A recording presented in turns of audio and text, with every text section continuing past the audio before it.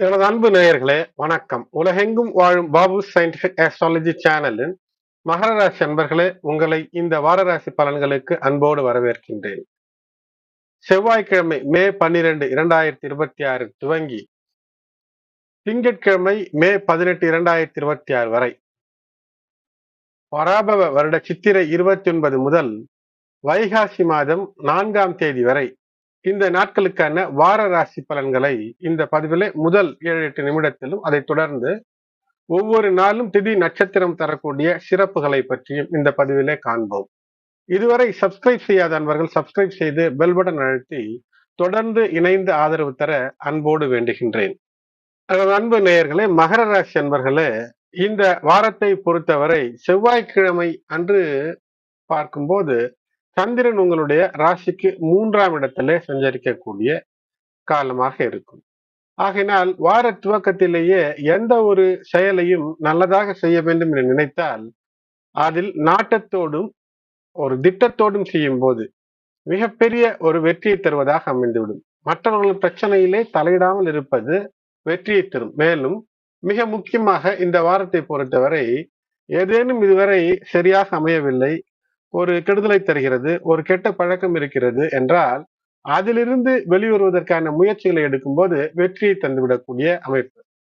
மேலும் மீன ராசியிலே சந்திரன் செல்வது என்பது 3ஆம் இடத்துல ஏற்கனவே ராசிநாதன், மகரத்தினுடைய ராசிநாதன் முயற்சிகளுக்கு வெற்றியை தரக்கூடிய நிலையிலே சந்திரன் சேர்வது என்பது மனதை ஒருநிலைப்படுத்தி வெற்றிக்கான வழிகளை தேடும்போது மிகப்பெரிய வெற்றியை தந்துவிடும். அதே சமயத்துல சனி பகவான் மந்தத்தை தருபவர், சந்திரன் மனநிலையில ஒரு மயக்கத்தை தருகிறார் என்று வைத்துக் கொள்ளுங்கள். இஷ்டத்திற்கு செயல்படலாம் என்று ஏதேனும் நீங்கள் நினைக்கிறீர்கள் என்றால் அப்போது அங்கு ஒரு தேவையில்லாத நீங்களாகவே சென்று ஒரு பிரச்சனையில சிக்கிக் கொள்ளக்கூடிய சூழ்நிலையை இந்த கிரக நிலைகள் ஏற்படுத்திவிடும். ஆகையினாலே இவற்றிலே கவனமாக இருக்க வேண்டும். 6இல் குரு இருக்கக்கூடியதும் இந்த 3ல இருக்கக்கூடிய இந்த சந்திரன் இணைந்து தரக்கூடிய கஜ கேசரி யோகம் என்பது சிம்மமாய் சிகரம் தொடக்கூடிய அமைப்பை முயற்சி, பேச்சு, ஐடி தொழில் மற்றும் கடன், வம்பு வழக்குகளில எடுக்கக்கூடிய முயற்சிகளில மாபெரும் வெற்றியை தந்துவிடக்கூடியதாக இருக்கும். புதிய ஆற்றலோடு வேலை செய்ய துவங்க வேண்டிய காலம். ஆகினால் பயணங்கள், சிறு சிறு ஏதேனும் ஷார்ட் டிஸ்டன்ஸ் டிராவல் இவையெல்லாம் இருக்கும். யாருக்கும் ஒரு கேரண்டி தருவது நிச்சயமாக கூடாது. எதிலும் அவசரப்படாதீர்கள். தெரியாத விஷயங்களை கற்றுக்கொள்ள எடுக்கக்கூடிய முயற்சிகள் வெற்றி பெறும். உத்திராடம் 2, 3, 4 பாதத்துல பிறந்திருக்கிறீர்கள் என்றால் உங்களுக்கு உழைப்பிற்கேற்ற உன்னதம் என்பது நிச்சயமாக அமையும். பிரச்சனைகளிலிருந்து வெளிவருவதற்கு முயற்சி எடுக்கும் போது அந்த பிரச்சனைகள் திக்கு திசை தெரியாமல் காணாமல் போகக்கூடிய அமைப்பை தரும். ஆனால் இந்த செவ்வாய், புதன், வியாழன் அதுக்கு பின்னர் வரக்கூடிய அடுத்த திங்கட்கிழமை வரை மிகப்பெரிய தனலாபத்தை நினைத்து எதிலும் சிறிது முதலீடு செய்வதோ, ஏதோ ஒரு பெரிய விஷயம் கிடைத்துவிடும் என்று கைப்பணத்தை மொத்தம் போடுவதோ, நேரத்தை முழுவதுமாக செலவிடுவதோ, அல்லது ஒரு நண்பருக்காக அல்லது உறவினருக்காக என்று ஏதேனும் நேரத்தை கூட விரயம் செய்வதோ தவறாக இருக்கும். அதில் கவனமாக இருக்க வேண்டும். திருவோணம் நட்சத்திரத்துல பிறந்திருப்பவர்களுக்கு சனி பகவான் உங்களுக்கு எடுத்த தொடுத்த வேலைகளில வெற்றியையும் லாபத்தையும் தருவதற்கு தயாராக இருக்கிறார். ஆனால் கான்சன்ட்ரேஷன் என்பது ஒரு நல்ல ஒரு குருவினுடைய ஆலோசனை மற்றும் கான்சன்ட்ரேஷன் என்பது நிச்சயமாக தேவை. சுய தொழில இருப்பவர்களுக்கு வெற்றி என்பது இருக்கும். உடல்நிலையில சிறு சிறு பிரச்சனைகள் ஏற்படுவதற்கான வாய்ப்பு என்பது இருந்தாலும் கூட பிரச்சனைகள் பெரிதாகாமல் இருக்கும். அவிட்டம் 1, 2 பாதம் மிக அற்புதமான காலம் என்று தான் சொல்ல வேண்டும். ஆனால் தேவை என்பது சிந்தை தெளிவு. இந்த வாரத்தினுடைய துவக்கத்திலே சந்திரன் சனி பகவானோடு இணைந்து இருக்கக்கூடிய அந்த புணர்ப்பு தோஷமாக இல்லாமல் அது யோகமாக மாற்றிக்கொள்ள வேண்டும். எந்த ஒரு விஷயமானாலும் நேர்மை நன்னடத்தையோடு செய்யும் போது துணிந்து செய்வது என்பது ஒன்று, துணிந்து தேவையில்லாத சட்டத்திற்கு புறம்பான சமுதாயத்திற்கு மாறான விஷயங்களை செய்வது என்பது ஒன்று. அவையெல்லாம் இல்லாமல் ஆட்சி பெற்றிருக்கக்கூடிய லாபாதிபதி உங்களுடைய 4ஆம் இடத்துல ஆட்சி பெற்றிருக்கும் போது சூரியனோடு இணைந்து இருக்கக்கூடிய சிறு நாட்கள் வேறு. ஆகையினால குடும்பத்துல கோபதாபங்கள் கூடாது, எடுத்தறிந்து பேசுவது கூடாது. சற்று உங்களுடைய கம்ஃபர்ட் ஜோனிலிருந்து வெளிவந்து சோம்பேறித்தனத்திலிருந்து வெளிவந்து வெற்றிக்காக பாடுபடும் போது எதையும் அவசரப்படாமல் செய்யும் போது மிகப்பெரிய வெற்றியை தரும். திருமண வாழ்க்கையில ஏதேனும் பிரச்சனைகள் இருந்தால் அதை பேசி தீர்த்துக் கொள்வதற்கு, வம்பு வழக்கு இருந்தால் பேசி தீர்த்துக் கொள்வதற்கு வாய்ப்பை தரக்கூடியதாக இருக்கும். உங்களுக்கு இஷ்ட தெய்வ குலதெய்வ வழிபாடுகள் எல்லாம் ஏற்றத்தை நிச்சயமாக தரும். மேஷ ராசியில சந்திரன் பயணம் பண்ணும்போது, அதாவது வியாழக்கிழமை மே 14 இரவு 10:33 முதல் சனிக்கிழமை வரை, சனிக்கிழமை இரவு வரை இருக்கும். இது சந்திர மங்கள யோகத்தை தருகிறது. ஆகையினால் வாழ்க்கை துணை, உடன் இருப்பவர்கள் இவர்களோடு இந்த நிலம் சார்ந்த விஷயம், வீடு வாகனம் சார்ந்த விஷயங்கள்ல மிகப்பெரிய சிறப்பு. ஆனால் இந்த நாட்களில் வியாழன் வெள்ளி சனியில கோபம் என்பது நிச்சயமாக முற்றிலுமாக தவிர்க்க வேண்டிய ஒரு விஷயம். கோபப்படுவது என்பது நிச்சயமாக எந்த ஒரு நிலையிலுமே உங்களுக்கு நன்மை தராது. கோபம் என்பது ஒரு மன சிந்தனையில ஒரு அழுத்தத்தை தரும். மனம் தடுமாறும் போது உடலும் தடுமாறும். ஆகினாலே இதனால்தான் ஏதேனும் நீங்களாகவே சென்று மன வலி, தலைவலிக்கு சென்று விடக்கூடிய அமைப்பு என்பது இருக்கும். அதனால் இது போன்ற சிந்தை தடுமாறி கோபப்படக்கூடிய விஷயங்களை தவிர்த்து, படபடப்பு இல்லாமல், ஆக்ரோஷமாக பேசாமல், கடமை, கண்ணியம், கட்டுப்பாடு இருந்து வெற்றியை பெறக்கூடிய அமைப்பு. அதே போல் ரிஷபம் ராசியிலே சனி பகவான் மே 16 இரவு முதல் மே 18 திங்கட்கிழமை வரை இருப்பார். இந்த நாள் முழுக்க அமாவாசை யோகம் என்று சொல்லலாம். ஆகையினால நிச்சயமாக வைகாசியும் பிறந்து விடுகிறது. வைகாசி பிறந்தாச்சு என்ற சிறப்பும் அமைகிறது. அது மட்டும் இல்லாமல் மிக பெரும் வெற்றிகளை பெறுவதற்கு சற்று சஸ்டைன்ட் எஃபர்ட்ஸ், தொடர் முயற்சிகளை, எடுத்தவுடன் ஒரு வெற்றியை பெற்றுவிட வேண்டும் என்று நினைப்பதை விட தொடர் முயற்சிகளிலே மிகப்பெரிய வெற்றி. அதுவும் இந்த நாளிலே ஏற்படுத்தக்கூடிய ஒரு விஷயம், ஒரு முயற்சி என்பது மிகப்பெரிய வெற்றியை தந்து விடுவதாக அமையும். நீங்கள் என்ன நினைக்கிறீர்களோ அதுல மிகப்பெரிய ஒரு வெற்றி என்பது இருக்கும். ஆனால் இந்த லாட்டரி டிக்கெட் வாங்குவது போன்ற விஷயங்களை இந்த நாளிலே முற்றிலும் தவிர்க்க வேண்டும். ஏனென்றால் சடன் லக் என்பது இந்த நாள் நிச்சயமாக சனி, ஞாயிறு மற்றும் திங்கள் மே 18 வரை தருவதற்கான வாய்ப்பு இல்லை. மேலும் மீண்டும் நான் சொல்கின்றேன், சனி நட்சத்திரத்துல சனி பகவான் இருக்கக்கூடிய கடைசி வாரம் இதுதான். மே 17 சனி பகவான் மேலும் ஒரு 30 வருடம் இனிமேல் இந்த நட்சத்திரத்திற்கு வரமாட்டார். சனி பகவானுடைய உத்திரட்டாதி நட்சத்திரத்திற்கு வரப்போவதில்லை. ஆனால் மீண்டும் வக்ரகதியிலே வருவார். ஆனால் பெயர்ச்சி என்பது இருக்கிறது மே 17. ஆகினால் ஏதேனும் தவறு இருந்தால் அல்லது ஏதேனும் நல்வழிக்கு மாற வேண்டும் என்ற எண்ணம் இருக்கும்போது அதற்கான சிறந்த வழிகளை காட்டக்கூடிய அமைப்பு. அப்படி தேர்ந்தெடுக்கும் போது வெற்றி. இதற்காக தனி பதிவும் தந்திருக்கிறேன். காணாதவர்கள், கேட்காதவர்கள் கேட்கலாம். எனது அன்பு நேயர்களே, மே 12 செவ்வாய்க்கிழமை துவங்கி மே 18 திங்கட்கிழமை வரை, சித்திரை 29 முதல் வைகாசி 4 வரை இந்த நாட்களில் சந்திரன் மீன ராசியில சனியோடு இணைந்து அவர் அங்கு புணர்ப்பு தோஷம் அல்லது புணர்ப்பு யோகத்தை தருவார், உங்களுடைய செயல்பாட்டை பொறுத்து. அடுத்தது சந்திரமங்கல யோகம். இந்த சந்திரமங்கல யோகத்திற்கு முன்பாகவே குருவோடு சனி பகவானோடு இணைந்த சந்திரனாக இருந்தாலும் கூட சனி பகவான் மற்றும் குரு ஒன்றோடு ஒன்று தொடர்பு கொண்டிருக்கக்கூடிய விஷயத்துல ககல யோகம் என்ற அந்த தைரியம், தன்னெழுச்சி, வெற்றியை பெறுவதற்கான வாய்ப்பையும் பலர் பெறுவதற்கான அற்புதம் என்பது நிகழும். அடுத்தது இந்த சந்திரமங்கல யோகம் என்பது வியாழன் வெள்ளி சனியிலே அமையக்கூடியதாக இருக்கும். அதன் பின்பு சூரியன் சந்திரன் இணைந்து தரக்கூடிய அந்த அற்புதம். சூரியன் சந்திரன் மட்டுமல்ல, இந்த நாளிலே பார்க்கும்போது உங்களுடைய ராசியிலிருந்து ரிஷபம் எந்த நிலையில இருக்கிறதோ அங்கு சூரியன் புதன் இணைந்து புத ஆதித்யம். அது மட்டுமல்லாமல் சூரியன் சந்திரன் இணைவது என்பது அமாவாசை யோகம். ஆகினால் இந்த நாளில சற்று முன்னோர் வழிபாடு எல்லாம் செய்வது வெற்றிக்கான வழிகளை தரும். பராபவ வருடத்தினுடைய சித்திரை 29 மே 12 2026 செவ்வாய்க்கிழமை 2:52 PM வரை தசமி திதி. பின்னர் ஏகாதசி. நட்சத்திரம் பூரட்டாதி நட்சத்திரம் 1:17 AM வரை, பிறகு உத்திரட்டாதி. பெரும்பாலும் இந்த பூரம் என்று ஆரம்பிக்கக்கூடிய முப்பூரங்கள் ஆகாது. ஆகையினாலே சுப காரியங்களை, நல்ல விஷயங்களை திட்டமிடுவதை தவிர்ப்பது நல்லது. செவ்வாய்க்கிழமை அன்று மே 12 அன்று தேய்பிறை தசமி.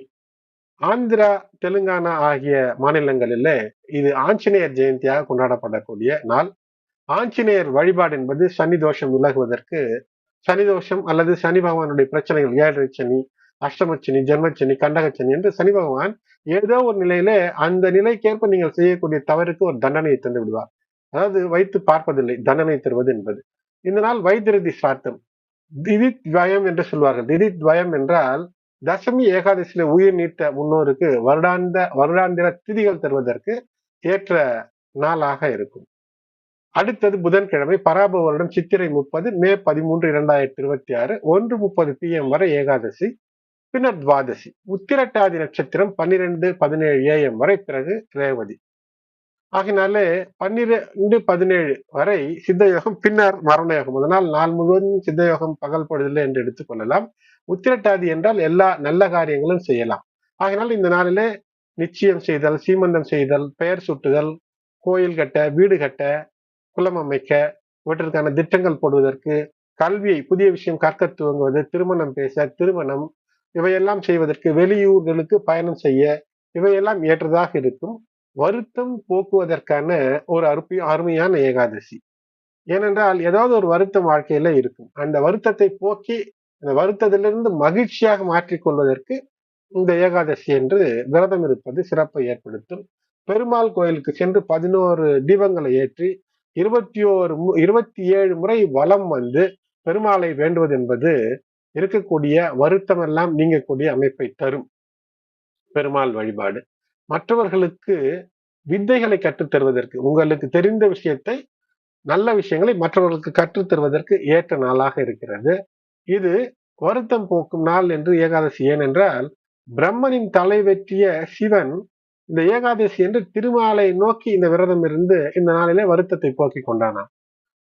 அடுத்தது வியாழக்கிழமை பராப வருடம் சித்திரை 31 மே 14 2026 11:20 AM வரை துவாதசி, பின்னர் திரையோதசி, ரேவதி 10:33 PM வரை, பிறகு அஸ்வினி. சித்த யோகம் மற்றும் அமிர்த யோகம் முழு சுப முகூர்த்த நாளாக அமைகிறது. அனைத்து நல்ல காரியங்களும் வியாழக்கிழமை மே 14 என்று செய்யலாம். பெரிய பெருமாள் ஸ்ரீரங்கத்தின் பெருமாளுக்கான வழிபாடு, அங்கு சித்திரை தேர் வழிபாடும் இருக்கும். காயத்ரி மந்திரம் கற்றுக்கொள்வதற்கு, ஜபம் செய்வதற்கு இந்த நாள் ஏற்றதாக அமையும்.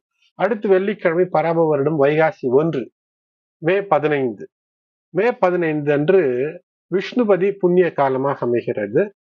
காலை 6:22 மணி அளவிலே ரிஷப ரவி, அதாவது சூரியனானவர் ரிஷப ராசிக்கு பெயர்ச்சி சுக்கிரஹோரையிலே பிறக்கிறது. ஆகையினால் இந்த மாதம் சூரியன் நகரக்கூடிய அந்த நிலையில சுக்கிரஹோரை ஆகையினாலே எல்லா விஷயத்திலும் இனிமை, நல்ல ஒரு சந்தோஷத்தை தரக்கூடிய மாதமாக அமையும். திதி 8:31 AM வரை திரையோதசி, பின்னர் 5:11 AM வரை சதுர்தசி, பின்னர் அமாவாசையாக அமைகிறது. அதனால 3 திதிகள் வருகிறது. அஸ்வினி நட்சத்திரம் 8:14 PM வரை வெள்ளிக்கிழமை அன்று, பிறகு பரணி நட்சத்திரம். அமிர்த சித்த யோகம் கூடிய சுபநாளாகவே இருக்கிறது.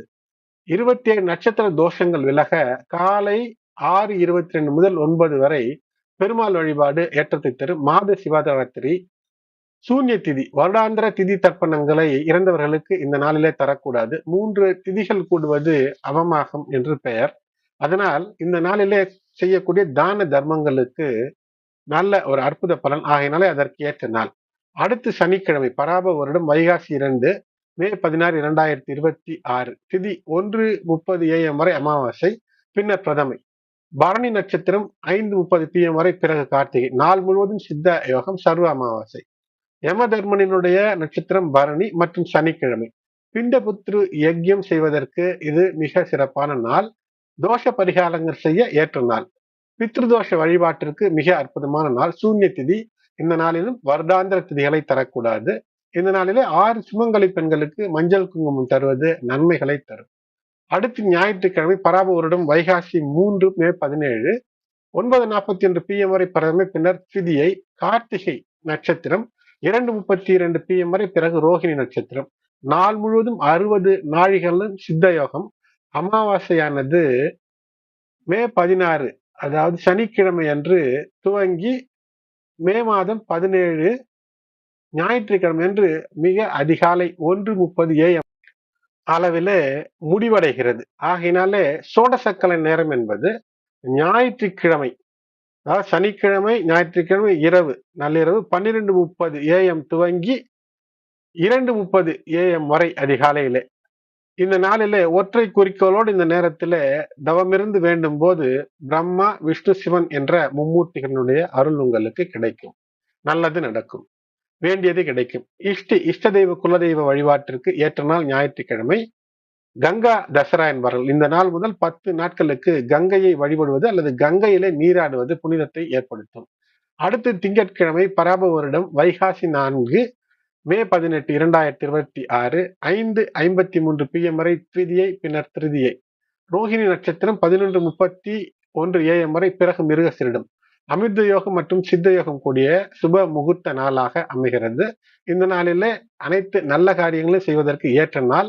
சந்திர தரிசனம் மாலை வேளையில சந்திரனை மேற்கு நோக்கி பார்க்கும்போது நீங்கள் சந்திரனை காணலாம். இதனால் மன அமைதி, குழந்தைகளுக்கு ஞாபக சக்தி, புதிதாக திருமணமானவர்களுக்கு குழந்தை வரம், கணவன் மனைவி பிரச்சனை இருக்கிறது என்றால் இந்த தரிசனம் என்பது மனதிலே மகிழ்ச்சியும் நெருக்கத்தையும் ஏற்படுத்தும். சோம மிருகசீரிடம் திங்கட்கிழமை என்று மிருகசீரிடம் வருவது மிக சிறப்பான நாளாக அமைகிறது. எனது அன்பு நேயர்களே, இந்த பதிவு பயனுள்ளதாக இருக்கிறது என்றால் லைக் செய்யுங்கள். உங்களுடைய மேலான கருத்துக்களை கமெண்டிலே தெரிவியுங்கள். மேலும் உங்களுடைய உற்றார் உறவினர் நண்பர்களுக்கும் ஷேர் செய்யுங்கள். சப்ஸ்கிரைப் செய்து பெல் பட்டன் நோட்டிபிகேஷனை ஆன் செய்து ஆல் என்ற ஆப்ஷனை தேர்ந்தெடுத்து தொடர்ந்து இணைந்திருங்கள். நன்றி.